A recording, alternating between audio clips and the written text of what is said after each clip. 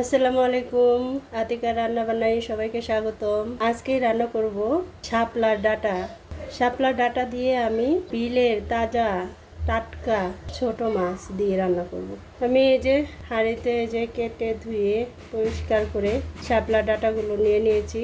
এখন এর মধ্যে আমি পেঁয়াজ, কাঁচামরিচ দিয়ে দিলাম, হাফ চামচ হলুদের গুঁড়া, হাফ চামচ মরিচের গুঁড়া, সামান্য জিরে গুঁড়া, সামান্য ধনিয়া গুঁড়া, পরিমাণ মতো সয়াবিন তেল, পরিমাণ মতো লবণ।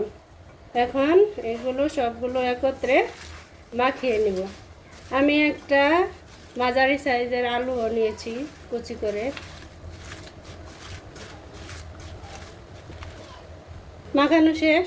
এখন আমি এই যে নতুন পানির বিলের টাটকা ছোট মাছগুলো দিয়ে দিব। মাছগুলো দিয়ে আর একটু মাখিয়ে নিয়ে তারপর রান্না করে নেব। শাপলা ডাঁটা থেকে যেহেতু পানি উঠবে তাই সামান্য পরিমাণ পানি দিয়ে দিব। এই যে তরকারিটা প্রায় হয়ে এসেছে, আর একটু রান্না করে তারপর নামিয়ে নিব। তরকারিটা হয়ে এসেছে, নামিয়ে নেব। এই যে তরকারিটা আমি নামিয়ে নিয়েছি, কালারটাও বেশ সুন্দর এসেছে মাশাআল্লাহ। সবাই এভাবে রান্না করে খেয়ে দেখবেন। সবাই ভালো থাকবেন, সুস্থ থাকবেন। আল্লাহ হাফেজ।